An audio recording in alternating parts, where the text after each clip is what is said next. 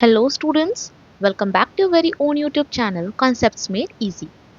तो कल हमने स्टार्ट किया था आपका मैथ्स का चैप्टर डिटर्मिनेंट और हम देखे थे आपका कि how do we calculate the value of determinant. और आज के इस वीडियो में हम देखेंगे what are the various properties of determinant. तो चलिए स्टार्ट करते हैं। तो total there are 8 properties of determinant. आइए एक एक करके सारा प्रॉपर्टी को देखते हैं अलोंग विद द एग्जांपल्स। सबसे पहला प्रॉपर्टी है आपका if we interchange any two rows और columns then the value of determinant becomes negative. तो ये प्रॉपर्टी कहता है कि अगर हम किसी भी डिटर्मिनेंट में किसी भी दो रो या किसी भी दो कॉलम को आपस में इंटरचेंज कर दे तो डिटर्मिनेंट का जो वैल्यू है वो नेगेटिव हो जाता है। तो चलिए सबसे पहले तो इस पार्टिकुलर डिटर्मिनेंट का वैल्यू निकालते हैं। तो कल हम देखे थे कि हम डिटर्मिनेंट को किसी भी रो या किसी भी कॉलम के अलोंग एक्सपैंड कर सकते हैं। तो इसको हम करते हैं एक्सपैंडिंग अलोंग R1। तो हम लिखते हैं आपका सारा एलिमेंट्स को अलोंग विद देयर साइन, यानी 1 bracket open minus minus 3 bracket open and then plus 2 bracket open. 1 लिए हैं, जो भी एलिमेंट को लेते हैं उसके करस्पॉन्डिंग रो एंड कॉलम को छोड़ के बाकी जो एलिमेंट्स बचता है उसको करते हैं क्रॉस मल्टीप्लाई। यानी हमने यहाँ पे 1 लिया है तो 1 का करस्पॉन्डिंग रो 1 और C1 को छोड़ेंगे, बचेगा -1 2 5 एंड 2 करेंगे cross multiply. 2 into minus one, 2 into minus one is -2 minus 5 two is 10। Then again दूसरे एलिमेंट में जाएंगे। दूसरे एलिमेंट के लिए -3 है तो -3 आपका पहले रो में लाई कर रहा है और दूसरे कॉलम में, उसको छोड़ेंगे। बाकी जो भी एलिमेंट्स बचेगा उसको करेंगे क्रॉस मल्टीप्लाई, यानी 4 2 3 2 क्रॉस मल्टीप्लाई करेंगे। 4 टू ज़ा 8 माइनस 3 टू ज़ा 6। देन लेंगे हम लास्ट एलिमेंट जो हम आपका लिए हैं वो है आपका 2। उसके करस्पॉन्डिंग रो और कॉलम को छोड़ेंगे। जो एलिमेंट्स बचेगा करेंगे क्रॉस मल्टीप्लाई, यानी 4 -1 3 5 5 4 ज़ा is 20 minus 3 into -1 is -3। Solve करेंगे, ये हो जाएगा 1 into -12 minus of -3 is plus 3 into 8 -6 2 plus 2 into 20 minus of -3 यानी +3। 20 प्लस 3 इज 23। ये हो जाएगा -12 प्लस 6 प्लस 23 इंटू 2 46। 46 प्लस 12 6 कितना हो जाएगा आपका? 46 प्लस 6 हो जाएगा आपका 52 माइनस 12 इज इक्वल्स टू 40। यानी इस डिटर्मिनेंट का वैल्यू आया आपका 40। ये प्रॉपर्टी कहता है कि अगर हम इंटरचेंज कर दे किसी भी दो रो या कॉलम को, तो चलिए हम इसमें R1 और R2 को इंटरचेंज कर देते हैं। ठीक है, यानी अब मेरा R2 जो है वो R1 बन गया, यानी 4 -1 2 और R1 मेरा R2 बन गया, यानी 1 -3 2 और R3 मेरा 10 का 10 है। ठीक है, अब हम निकालते हैं इस डिटर्मिनेंट का वैल्यू। ये हो गया आपका डिटर्मिनेंट का वैल्यू। डिटर्मिनेंट का value is equals to 4 bracket open minus of -1 bracket open plus 2। जो भी एलिमेंट लिए हैं उसका करस्पॉन्डिंग रो एंड कॉलम को छोड़ेंगे, यानी 4 के करस्पॉन्डिंग रो और कॉलम को छोड़े, बचा -3 2 5 2 करेंगे इसको क्रॉस मल्टीप्लाई, यानी ये हो जाएगा -3 इंटू 2 -6 माइनस 5 इंटू 2 इज 10। -1 को लिए हैं हम, -1 लिए हैं तो करस्पॉन्डिंग रो एंड कॉलम को छोड़ेंगे, यानी पहला और दूसरा कॉलम करेंगे cross multiply. 2 into 1 is 2 minus 3 two ज़ा 6। उसके बाद हमने लिया है 2 को, करेंगे इसको भी हम लोग करस्पॉन्डिंग रो एंड कॉलम को छोड़ के क्रॉस मल्टीप्लाई, यानी ये हो जाएगा आपका 1 -3 3 5 5 1 ज़ा इज 5 माइनस -3 इंटू 3 -9। सॉल्व करेंगे, ये हो जाएगा 4 इंटू -16 माइनस +1 हो जाएगा, 2 -6 इज -4 प्लस 2 इंटू 9 9 प्लस 5 कितना हो जाएगा 14। ये हो गया 16 इंटू माइनस 16 इंटू 4, 16 4 जा 64 माइनस 64, यहाँ पे माइनस 4 और ये हो जाएगा आपका प्लस 14 टू जा is 28, minus 64 minus 4 minus 68 plus 28 is equals to minus 40। यही कहा था हमारा पहला प्रॉपर्टी कि अगर किसी भी दो रो या दो कॉलम को हम आपस में इंटरचेंज करेंगे तो मेरा जो डिटर्मिनेंट का वैल्यू है वो नेगेटिव हो जाएगा। पहले डिटर्मिनेंट का वैल्यू कितना था 40, अब कितना हो गया माइनस 40। ठीक है, तो ये था आपका पहला प्रॉपर्टी कि रोज किसी भी दो रो या दो कॉलम को आपस में इंटरचेंज करने से मेरा डिटर्मिनेंट का वैल्यू नेगेटिव हो जाता है। ठीक है, आइए दूसरा प्रॉपर्टी देखते हैं।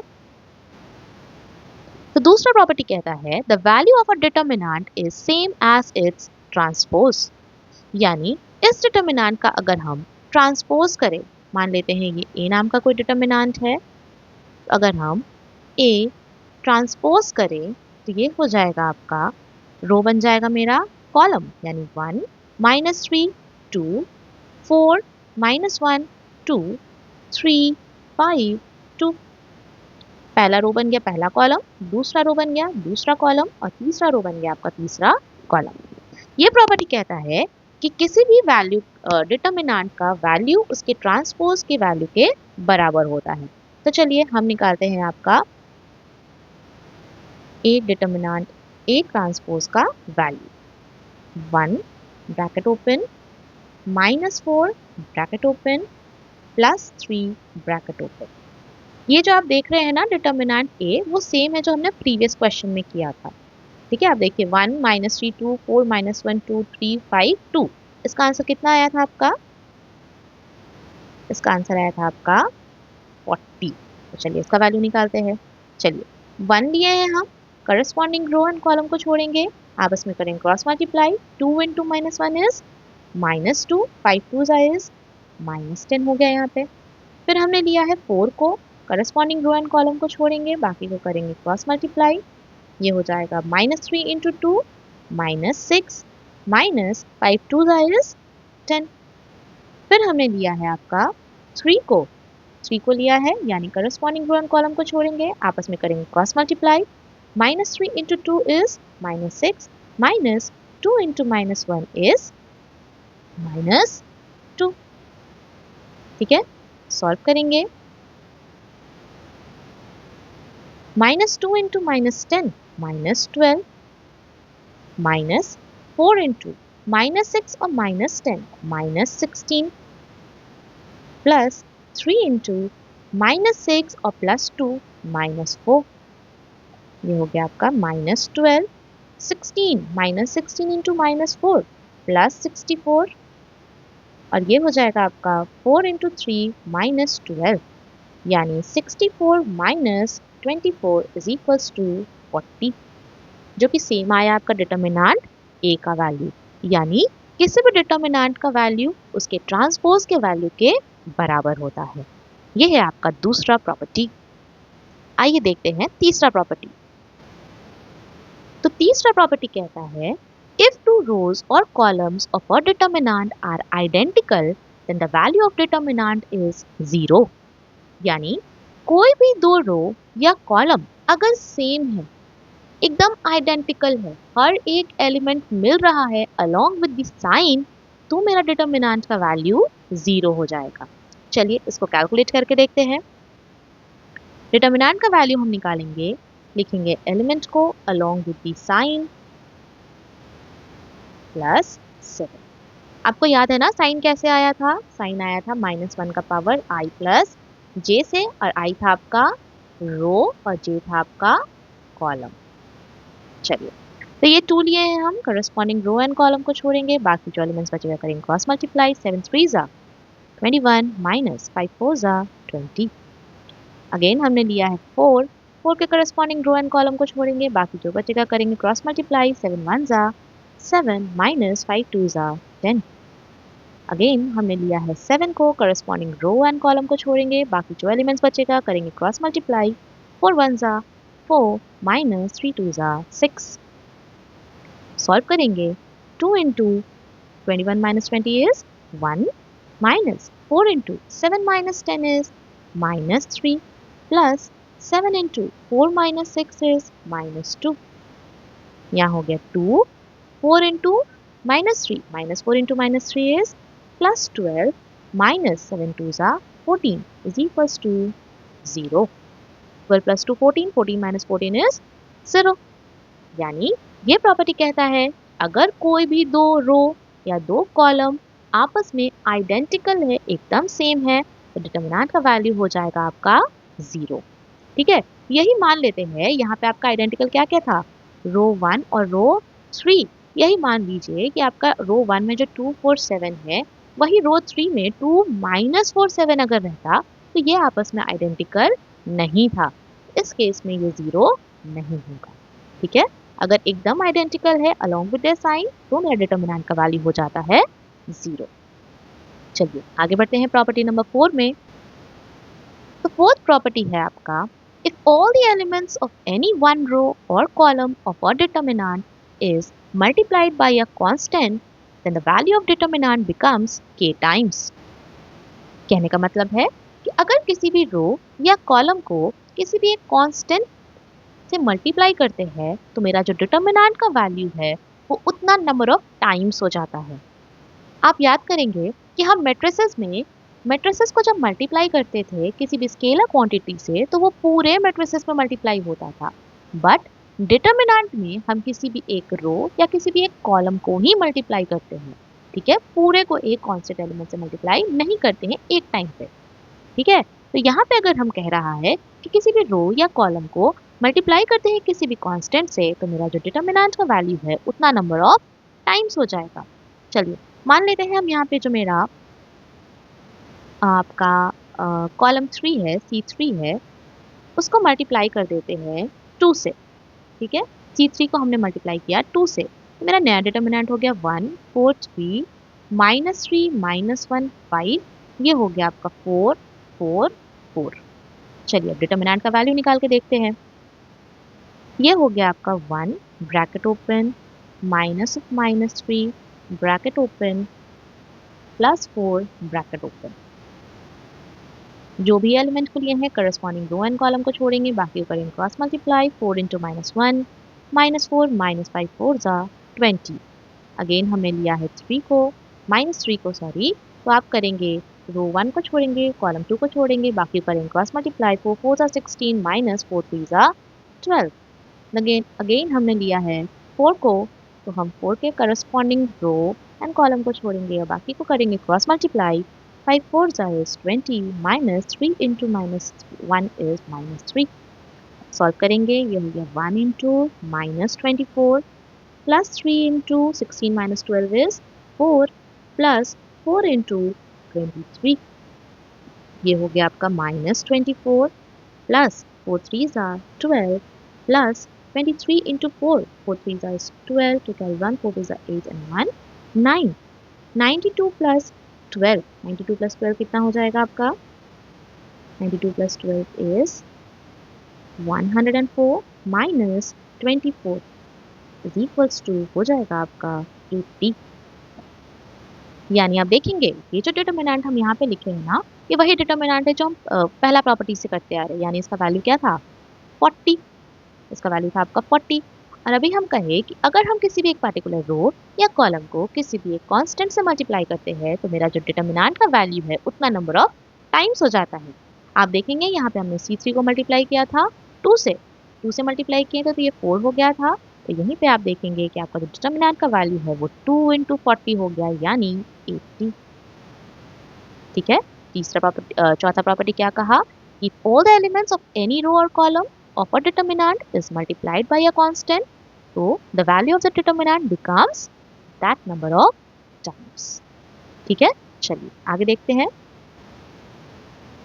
तो फिफ्थ प्रॉपर्टी कहा कि we can take out anything common from any row or column and then the answer remains same.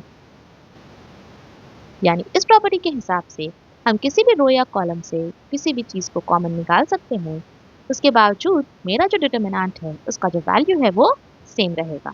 चलिए पहले इस पार्टिकुलर डिटरमिनेंट का वैल्यू निकाल के देखते हैं. तो ये हो जाएगा आपका 12 bracket open -15 bracket open plus 18 bracket open. 12 लिए हैं हम लोग, करस्पॉन्डिंग रो कॉलम को छोड़ेंगे। 2 इंटू -1 इज -2 -3 1 सा 3।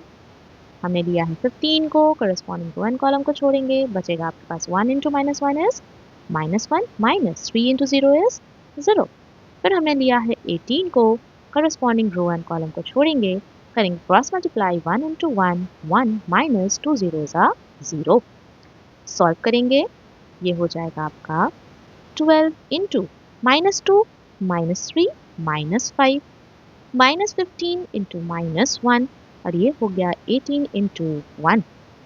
12 इंटू 5 12 5 इज 60, तो ये हो गया -60 माइनस इंटू माइनस प्लस 15 और ये हो गया आपका प्लस 18। 15 प्लस 18 इज 33, तो -60 प्लस 33 कितना हो जाएगा आपका आंसर -27। ठीक है, ये प्रॉपर्टी कहा कि हम किसी भी रो या किसी भी कॉलम के अलोंग कुछ भी कॉमन निकाल सकते हैं। अब आप देखेंगे यहाँ पे कि रो 1 में है 12 15 18, क्या उनमें कुछ कॉमन है? किसका मल्टीपल्स है 12 15 और 18? 12 15 और 18 आपका 3 का मल्टीपल्स है, यानी 12 15 और 18 में से हम 3 कॉमन निकाल सकते हैं।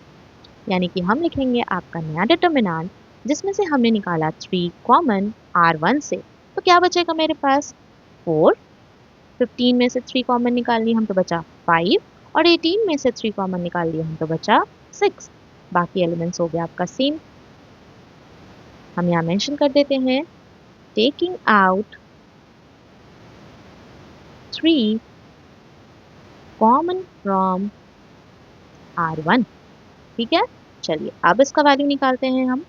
ये हो गया 3 तो बाहर है ही 4 bracket open -5 bracket open plus 6 bracket open. करेंगे सॉल्व, ये हो जाएगा 4 के करस्पॉन्डिंग रो कॉलम को छोड़े, 2 इंटू -1 इज -2 -3 इंटू 1 इज 3।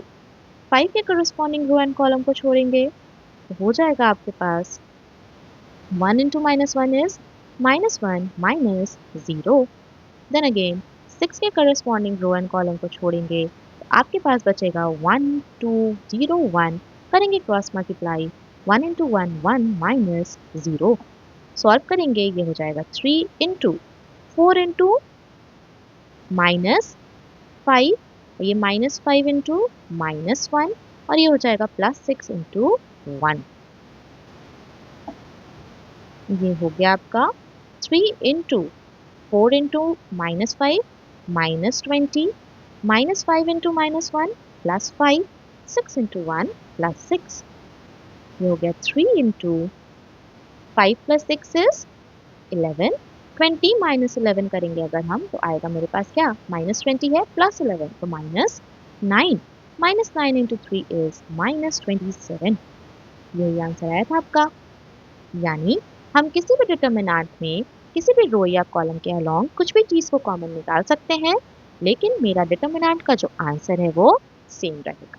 ठीक है, ये था आपका प्रॉपर्टी नंबर 5। चलिए आगे देखते हैं। नेक्स्ट है आपका प्रॉपर्टी नंबर 6। ये कहता है इफ एनी टू रोज और columns of a determinant are proportional then the value of determinant becomes 0। Proportional का मतलब क्या होता है? रेशियो सेम है। जैसे आप यहाँ पे देखेंगे C1 और C2 में 1 इंटू 2 2, 2 इंटू 2 4, 3 इंटू 2, यानी कि C1 को हम मल्टीप्लाई कर रहे हैं 2 से तो मेरा एलिमेंट्स आ जा रहा है आपका C2 का, यानी C1 एंड C2 आपस में प्रोपोर्शनल है। ठीक है, साथ ही साथ हम ये भी नोटिस करेंगे आपका कि यहाँ पे जो 2 4 6 है उसमें कॉमन क्या है? किसका मल्टीपल्स है ये सब? 2 का। ठीक है, अगर ये 2 का मल्टीपल्स है यानी अगर हम 2 कॉमन निकालते हैं taking out 2 common from C2, ये क्या बन जाएगा? ये हो जाएगा 1 2 3 अगेन 1 2 3 3 1 0। अब आप देखेंगे कि C1 एंड C2 दोनों क्या हो गया? आइडेंटिकल हो गया। और अभी अभी हम लोग प्रॉपर्टी नंबर 3 में पढ़े थे कि कोई भी दो रो या कॉलम अगर आपस में आइडेंटिकल होता है तो मेरा वैल्यू ऑफ डिटर्मिनेंट जो है वो क्या हो जाता है, 0। यानी ये हो गया आपका 2 into 0 which is equals to 0। तो ये प्रॉपर्टी और प्रॉपर्टी नंबर 3 दोनों आपस में बहुत ज़्यादा सिमिलर है। ये प्रॉपर्टी क्या कहा कि अगर कोई दो रो या कॉलम हमारे डिटर्मिनेंट का प्रोपोर्शनल है तो हमारा डिटर्मिनेंट का वैल्यू 0 है। जाहिर सी बात है, प्रोपोर्शनल है यानी उसमें कुछ कॉमन फैक्टर है। वो कॉमन मल्टीपल को हम अगर बाहर निकाल लेंगे तो मेरा जो रिमेनिंग बनेगा वो मेरा किसी ना किसी रो या कॉलम के आइडेंटिकल हो जाएगा, तो ऑटोमेटिकली मेरा डिटर्मिनेंट का वैल्यू 0 हो जाता है। ठीक है, ये है आपका प्रॉपर्टी नंबर 6। आइए आगे देखते हैं। नेक्स्ट है आपका प्रॉपर्टी नंबर 7। ये कहता है a determinant can be split into two determinants by splitting it along a row और अ कॉलम। यानी हम डिटर्मिनेंट को दो डिटर्मिनेंट में स्प्लिट कर सकते हैं, या तो उसको किसी भी रो के अलोंग या तो किसी भी कॉलम के अलोंग। तो ये हम प्रॉपर्टी यूज करते हैं मोस्ट ऑफ द टाइम जब हमारा जो डिटर्मिनेंट है उसमें जो नंबर्स होते हैं वो काफी बड़े होते हैं। ठीक है, एज इन आप देखेंगे इसमें 16, 37, 53, 4, 9, 11, 10, 23, 30। ठीक है, इसमें जो आपका C1 का सारा एलिमेंट्स है और C3 का जो सारा एलिमेंट्स है, इनफैक्ट C2 का भी जो एलिमेंट्स है वो बड़े नंबर्स है। यानी कि हम मल्टीप्लाई करके डिटर्मिनेंट का वैल्यू निकाल तो सकते हैं बट लॉट ऑफ कैलकुलेशन आएगा। तो ऐसे केसेस में हम क्या करेंगे कि मेरा जो लार्जर वैल्यू होगा उसको हम ब्रेक डाउन करेंगे बिटवीन स्मॉलर वैल्यू और द अदर पार्ट। जैसे यहाँ हम C1 को लिख सकते हैं आपका 10 प्लस 6 लिख सकते हैं। हम ब्रेक कर रहे हैं इसको C3 के अलोंग। ठीक है, ये C3 के अलोंग मतलब C3 से ब्रेक कर रहे हैं C1 को। यानी ये हो गया, इसको हम लिख सकते हैं 23 प्लस 14 और ये हो जाएगा आपका 30 प्लस 23। बाकी एलिमेंट्स जैसे था वैसे ही लिखा जाएगा। ये प्रॉपर्टी कहा कि हम किसी भी डिटर्मिनेंट को ब्रेक कर सकते हैं किसी भी रो या कॉलम के अलोंग। तो यहाँ हम C1 को ब्रेक करते हैं, तो ये लिखा गया आपका 10, 23, 30, 4, 9, 11, 10, 23, 30 plus 6, 14, 23, 4, 9, 11, 10, 23, 30। यहाँ आप देखेंगे कि जो पहला पार्ट है ये ऑटोमेटिकली 0 हो गया। कैसे 0 हो गया? तो यहाँ पे आपका C1 और C3 जो है वो आइडेंटिकल हो गया। ठीक है, कहने का मतलब बस इतना ही है कि कोई भी डिटर्मिनेंट जो है अगर दिया हुआ है कुछ बड़े नंबर्स में, या हम लिख सकते हैं A1 प्लस M है, अगर यहाँ आपका A2 प्लस M2 है, अगर यहाँ A3 प्लस M3 है, अगर तो ये दो और बाकी सारे एलिमेंट्स है, मान लीजिए X, Y, Z then again your B, C, D। तो इसको हम दो पार्ट में ब्रेक कर सकते हैं, A1, A2, A3 जिसमें पहला रहेगा और दूसरे वाले में आपका M1, M2, M3 रहेगा और बाकी सारे जो एलिमेंट्स है वो सेम रहेंगे। ठीक है, यानी किसी भी डिटर्मिनेंट को हम ब्रेक कर सकते हैं या स्प्लिट कर सकते हैं टू डिटर्मिनेंट्स में by splitting it along any row और एनी कॉलम। ये था आपका प्रॉपर्टी नंबर 7। आइए आगे देखते हैं। प्रॉपर्टी नंबर 8 ये कहता है if each element of a row और a column of a determinant is 0 then its value is 0। कहने का मतलब है कि किसी भी रो या कॉलम का अगर सारा एलिमेंट 0 होता है तो मेरा डिटर्मिनेंट का वैल्यू ऑटोमेटिकली 0 हो जाएगा। ठीक है, चलिए, तो ये थे आपके कुछ प्रॉपर्टीज। आई होप आपको इनमें कोई डाउट नहीं है। कोई डाउट नहीं है तो हम फिर मिलते हैं एक नए वीडियो के साथ जिसमें हम प्रैक्टिस करेंगे आपके क्वेश्चंस। हम क्वेश्चंस प्रैक्टिस करेंगे पार्ट बाय पार्ट करके। तो ऑलमोस्ट आपका 2 से 3 वीडियोस में हम क्वेश्चंस ही प्रैक्टिस करेंगे रिलेटेड टू योर डिटर्मिनेंट। ठीक है, तो कल फिर मिलते हैं कुछ नए क्वेश्चंस के साथ। तब तक के लिए keep practising, keep studying. Thank you.